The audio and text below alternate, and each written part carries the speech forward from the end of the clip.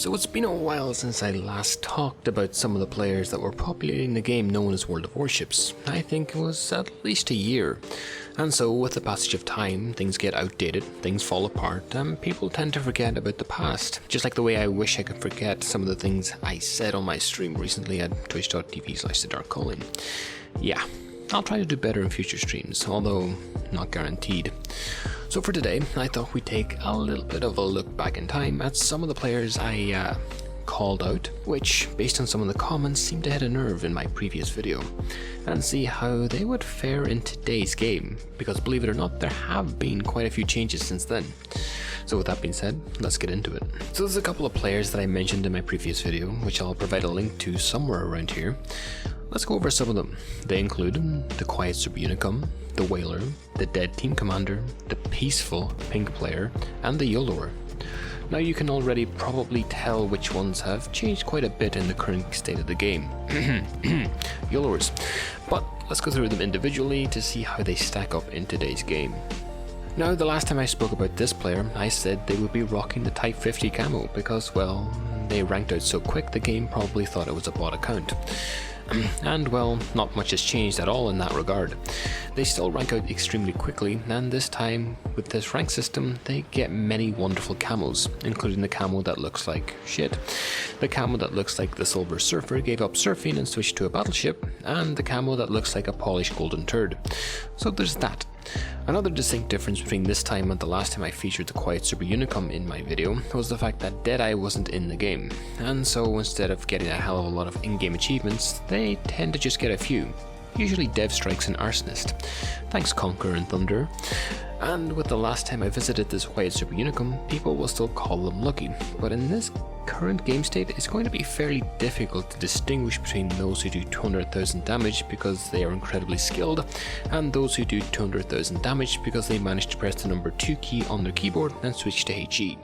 But I'll leave it to you to call them out in game, because when I do it on my stream, it can get, let's say, fairly ugly fairly quickly. Let's visit the Whaler to see how they're holding up since last year. So the last time I talked about the Whaler, I said they were the ones that spent a lot of their time on things in the game, and I guess not all that much has changed in that regard. Although I think there's quite a few more broken things in the game right now. I mean, we have the RP Yamato just to state one. But like I said in my previous video, the Whalers are the ones that keep the lights on, so if you actually enjoy playing this game, can't believe I actually said that, they are the ones you should be thanking. Although, that might be fairly difficult when you're trying to play your Groza Curvers and you're being HE spammed and focused by two different RP Yamatos and Thunders. But then in that case it's more of you being a bad player and not realizing that being aggressive, pushing an objective and playing your ship the way it was meant to be played is now forbidden. Silly you. Not much more to report on the whale situation other than Wargaming seemed to be tilting more and more towards them instead of game balance, so we'll have to revisit them if I ever do a third version of this video. But I'll probably be banned from the game by that point, so who knows. Let's move along. Now we get on to the dead team commanders. The last time I talked about these players I was one, and I still am. I get no greater enjoyment than telling others what they should do at every point in the game, even though I probably couldn't hit water if I fell out of a boat, never mind that enemy Yamato at 15 kilometers. So as a whole, have dead team commanders changed all that much since we last talked about them? Well, maybe. You see, it's not the actual act of being a dead team commander that has changed, but instead the actual things that they give out about have suddenly changed dramatically. So let me give you a little bit of a breakdown on some of the things that I've seen typed in some of my games both on stream and off stream that will probably blow your mind, and they definitely weren't typed by me in any way, shape or form. Number 1. Oh my god, noobs, why don't you push? This particular phrase was muttered when we were up about 200 points at this point in the game, leading on caps, and our Kremlin decided to YOLO into 2 Thunders, and well, he decided to take the game with him. Kinda sad now that you think of it. Number 2.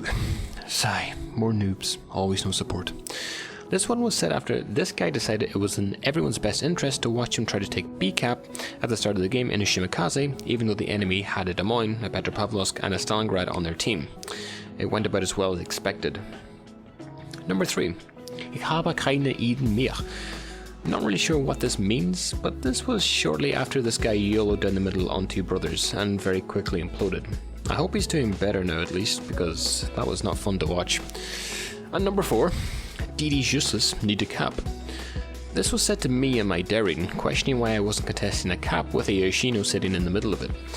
I sometimes wonder how that guy functions in the real world. Yeah. Anyways, so that pretty much covers most of the things for dead team commanders. Overall, not much change, the behavior still goes on. It still kinda sucks, but what can you do? On to the next one. So in terms of the peaceful pink players, I haven't actually noticed all that much from these players in the past few months. And I'm kinda at a loss to explain why. On the one hand, the virus has been meaning that a lot more players have been playing the game, so it could just be a case that the player base has grown to such an extent that I no longer bump into these types of players on the regular. Although, knowing my luck, that'll probably happen in the very next game that I play. No, but the players that I do tend to bump into these days do tend to be a lot more on edge. Or maybe not more on edge. More, how do you say, sedated? Now, I'm not here to say that the game is full of bots, or humans that act like bots, except in random battles. But usually when you leave spawn and grind against an ally ship, you can sometimes be met with a less than pleasant message in chat. And that's if it's an average player, and not a pink player, which in that case means that the message is going to be a hell of a lot more colourful.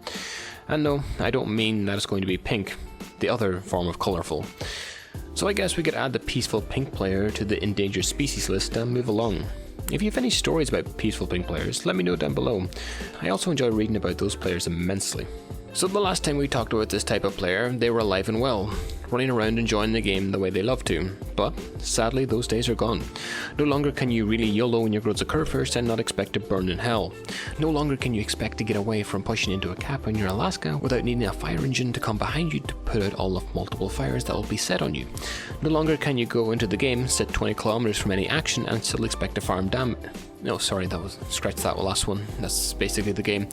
However, sadly, the YOLOer is very much on their last legs. Well, when I say last legs, I basically mean they're being held on by a single strand of skin that's just barely attached. Now, that doesn't mean that people still don't try to make it work, and some do, but usually those are fairly exceptional players. Others try too, but those players, well, on that occasion, that's more like watching a Viking funeral, because very soon they're going to be burning and sent to the bottom of the ocean.